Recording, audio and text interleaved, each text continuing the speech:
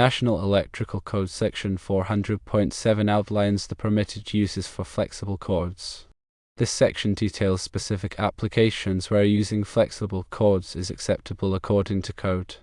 However, it is crucial to understand that compliance with 400.7 does not automatically grant permission to use flexible cords in all situations.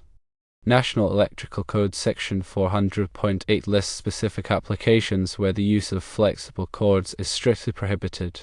These prohibitions are independent of the permissions granted in 400.7.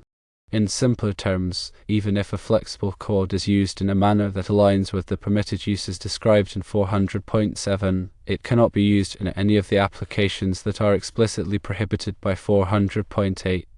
For example, 400.8 prohibits using flexible cords for wiring luminaires, which are light fixtures, or running cords through ceilings. These are just two of the specific prohibitions listed in the code.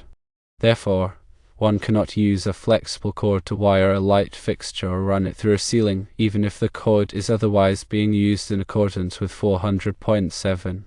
The two sections, 400.7 and 400.8, work in conjunction to provide a comprehensive set of rules for the use of flexible cords.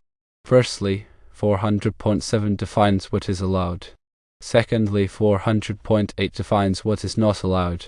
It is important to carefully consider both sections to ensure code compliance. Violating 400.8 can result in unsafe electrical installations and potential code violations. Always consult the latest edition of the National Electrical Code and seek guidance from a qualified electrical inspector if you have any questions about the proper use of flexible cords in specific applications. Remember that electrical codes are in place to ensure safety and prevent electrical hazards. Proper installation practices, including understanding and adhering to all applicable code requirements, are essential for any electrical work. Therefore, understanding the relationship between National Electrical Code Sections 400.7 and 400.8 is vital for safe and compliant electrical installations.